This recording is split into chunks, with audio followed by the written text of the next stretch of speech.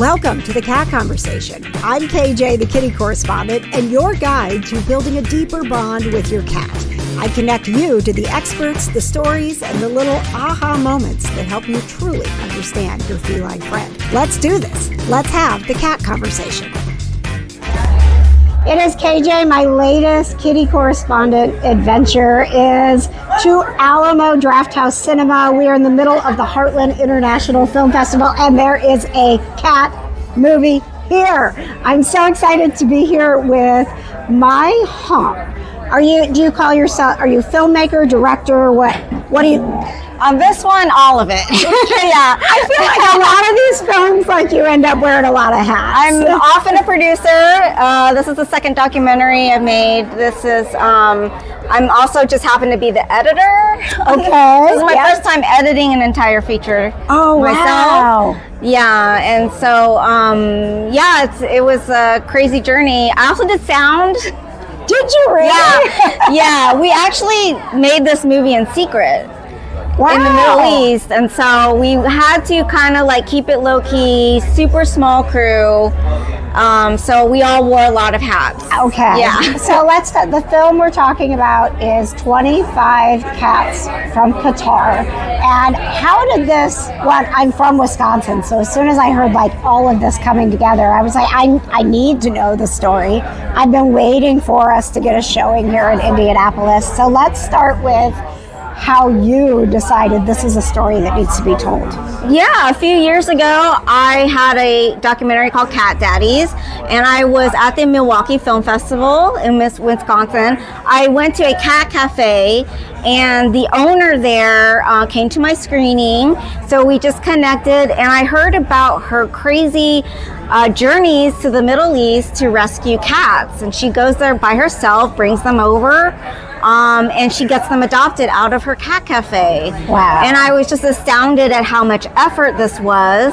And I also didn't understand why there was a cat population crisis in the Middle East in the first place, and why there was zero chance of adoption there for these cats. Wow. Yeah, and so such an eye-opening thing. I think not very many people know about the situation there. And it ends up being this sort of like, I don't know, some people it says it feels like a heist film, but with cats. Yeah. Yeah, so it's really eye-opening, but also really entertaining too. So let's talk about some of those challenges, because, I work in rescue and TNR, and just like regular going out here to do TNR is a documentary every time, right? So I can't imagine with the situation with going to the Middle East. Yeah. Was there anything in particular that made you feel like, wow, this might be too hard, or? Oh, everything was hard. So many surprises. I think the one thing was the heat. Okay. We went at the height of summer, so it's like 120 degrees and about 100% humidity. And it's just sticky and hot, and the cats are hiding during the day. And you don't really see them till night. So we're filming day and night. Okay. Round the clock. We were only there for 4 days on this rescue mission. Wow. So much had to be done. And there's no we can't do retakes, reshoots. And just also hoping that nobody complains, that we don't get detained, that we don't get our footage confiscated, that the cats make it over safely. She took her mission was to take 25 cats in cargo on a commercial flight. So it's a lot that can happen, a lot can go wrong. So I won't spoil the movie for you, but most of the movie is just all the nitty-gritty of what it took to get these cats to the United States. Wow. So tell me about the cats. We got 25 of them. You don't obviously have to give anything away, but were there any that were maybe, really tugged at your heart that you... Oh yeah, this one standing behind you, actually, his name is Manu. Aww. And he looks and acts like my own cat, Creamsicle. So he really stole my heart. He also is FIV positive, which I learned through making the film. Mm-hmm. FIV cats can live just as long and they can have a normal life. And he also has a disability. He's missing a foot. Aww. So he's actually a semi-tripod. The movie's called 25 Cats, but you'll actually see thousands of cats. Wow. And they're all different. Wow. And many of them are different breeds. So you'll just see, Persians, British Shorthairs, Scottish Folds. You'll see, all kinds of cats in this film. And a lot of them are desperate for homes, and a lot of them don't have survival skills to live on the street. So, as a filmmaker, you always go in, there's a story that needs to be told. Was the story you imagined the story that ended up on film, or were there some things that happened that Not shifted? at all. I didn't know that they actually have free spay-neuter in Qatar. Yet why do they have this problem? Yeah. So the movie will go into that. And I wasn't expecting really that the rescuers in Qatar would be so open and honest and intimate. One of the rescuers is actually secretly harboring cats at his workplace. Wow. And I didn't know that until we were there. So a lot of discoveries, a lot of things that I didn't know that the rescuers over there have to deal with. Like, they aren't even allowed to raise money. They aren't even allowed to fundraise to help the cats. And so, yeah, there's just a lot of barriers towards animal welfare over there. And so we just wanted to raise the awareness and hopefully get some help for the rescuers that are volunteering this work and, amassing massive debt, as I'm sure you understand, Sure do. to save the cats. Yeah.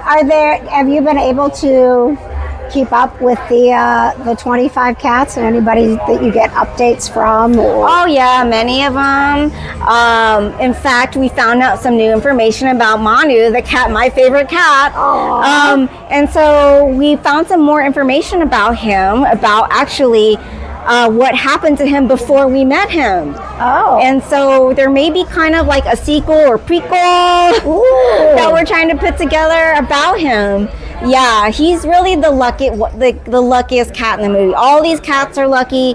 Each one, it's so rare to get them out of there and adopted in another country that it is like winning the lottery for them.